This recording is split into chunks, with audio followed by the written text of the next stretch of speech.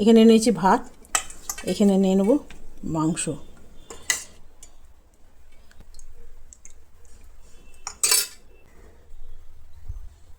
এটা আজকে আমার রান্নাঘরে বানানো হবে মাটন। তো এটা প্রথমে জল দিয়ে ভালো করে ধুয়ে দিয়েছি।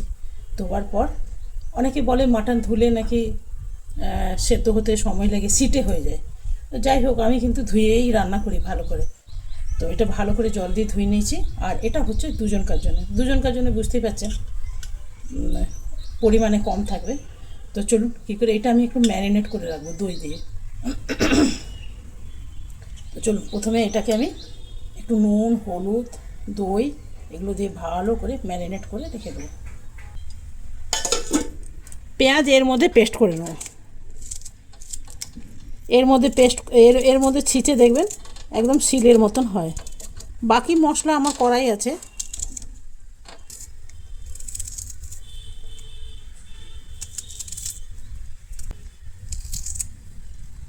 এগুলো একটু দেখে নেবো, যেহেতু বর্ষাকালে না ভেতরে পোকা টোকা থাকবে।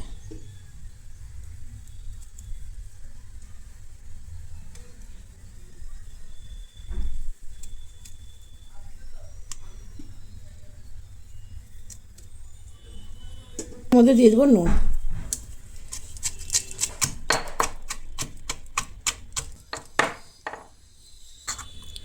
দেখুন শিলে পেশা যেমন হয় অমনি হয়েছে। পেঁয়াজ দিলে না বেশি করে একটু মিষ্টি মিষ্টি হয়ে যায়। 2 চামচ দেব। এই যে আমার স্টোর করা মশলা থাকে, এইখানে আছে জিরে, আদা, ধনে, মৌরি 1 চামচ। এইখানে আছে রসুন, ফ্রিজে রেখেছিলাম তো বরফ হয়ে গেছে। এরপর দেব যেটা টক দই, এটা বাড়ির পাতা দই।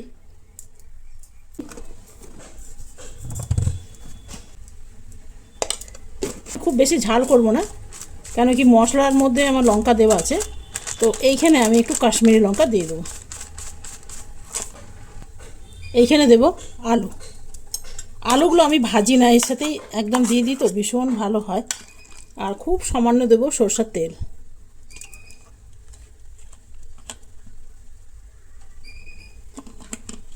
এটা দিয়ে আপনি যতক্ষণ ম্যারিনেট করে রাখতে পারবেন ততই ভালো।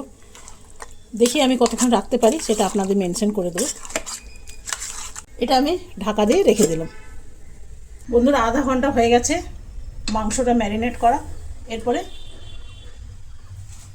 এরপরে বসিয়ে নেবো।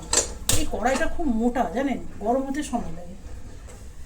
এটা যদি রাত্রেবেলায় ম্যারিনেট করে ফ্রিজে রেখে দেওয়া হয়, বাইরে না কিন্তু, বাইরে রাখলে একদম পচে যাবে, এটা ফ্রিজে রাখতে হবে। আর এটা আমি রেখেছি 1.25 ঘন্টা, 1 ঘন্টা হতে 15 মিনিট বাকি। তো চলুন, আর মাংসগুলো না যদি রাত্রেবেলায় করে দেওয়া হয়, সকালে মাংসগুলো সেদ্ধ হতেও সময় লাগে না, একদম নরম তুলতুলে থাকে। তো আলুগুলো আমি এই জন্য এর সাথে দিয়ে দিয়েছি, আলুগুলো খেতে ভীষণ ভালো লাগে। দিয়ে দেবো তেলটা আপনার পছন্দ মতন দেবেন, যেহেতু গরমের দিন তো সব বুঝে আপনাকে দিতে হবে। এরপরে মাংসটা দিয়ে দেবো। এই মাংসটা কিন্তু লাল লাল হবে না। আর আমাদের বাড়িতে খুব যে লাল লাল মাংস পছন্দ করে তাই না, আমি অনেকবার বানিয়েছি,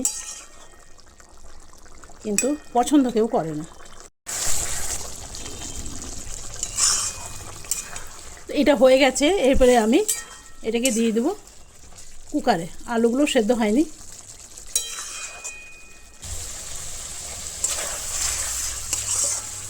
এরপরে আমি দিয়ে দেবো এখানে একটু গরম জল করে রেখেছি।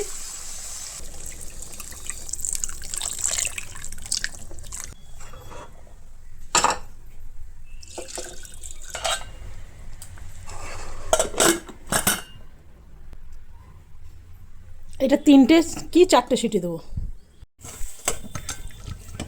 মাংসটা হয়েও গেছে আর ঠান্ডা হয়ে গেছে। এই দেখছেন কত কম মশলা দিয়েছি।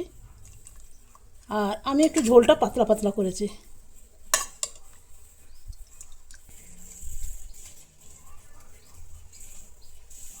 নিয়েছি ভাত, আমার বন্ধুরা এরকম করে খেতে ভালো লাগে। এখানে নিয়েছি ভাত, এখানে নিয়ে নেব মাংস।